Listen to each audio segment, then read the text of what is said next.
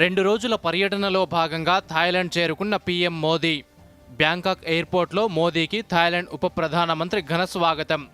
Thai ప్రధాని పెటోంగ్టారన్తో భేటీ, BIMSTEC 6వ శిఖరాగ్ర సమావేశంలో పాల్గొననున్న మోదీ. వక్ఫ్ సవరణ బిల్లు 2025కు లోక్సభ ఆమోదం. బిల్లుపై 14 గంటల పాటు కొనసాగిన సుదీర్ఘ చర్చ.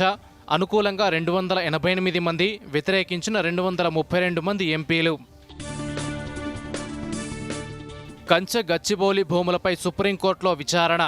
భూములను సందర్శించి మధ్యాహ్నం 3:30 లోపు నివేదిక ఇవ్వాలని హైకోర్టు రిజిస్ట్రార్కు ఆదేశం.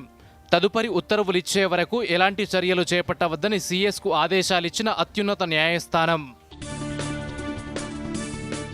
పార్టీ మారిన ఎమ్మెల్యేల వ్యవహారంపై సుప్రీంకోర్టులో విచారణ. తీర్పును రిజర్వ్ చేసిన జస్టిస్ గవాయ్ ధర్మాసనం.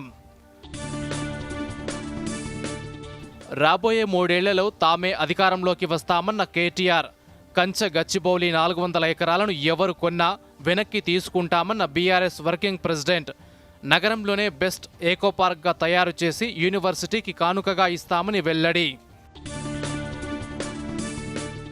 కంచె గచ్చిబౌలి వ్యవహారంలో సీఎం రేవంత్ రెడ్డికి కేంద్ర మంత్రి ధర్మేంద్ర ప్రధాన్ లేఖ. 400 ఎకరాల్లో సర్వే నిర్వహించినప్పుడు హద్దులు ఎలా నిర్ధారిస్తారన్న ధర్మేంద్ర ప్రధాన్. నేడు ఐపీఎల్ 18th ఎడిషన్లో ఎస్ఆర్హెచ్ కేకేఆర్ మధ్య పోరు. కోల్కతా వేదికగా రాత్రి 7:30కు మ్యాచ్ ప్రారంభం.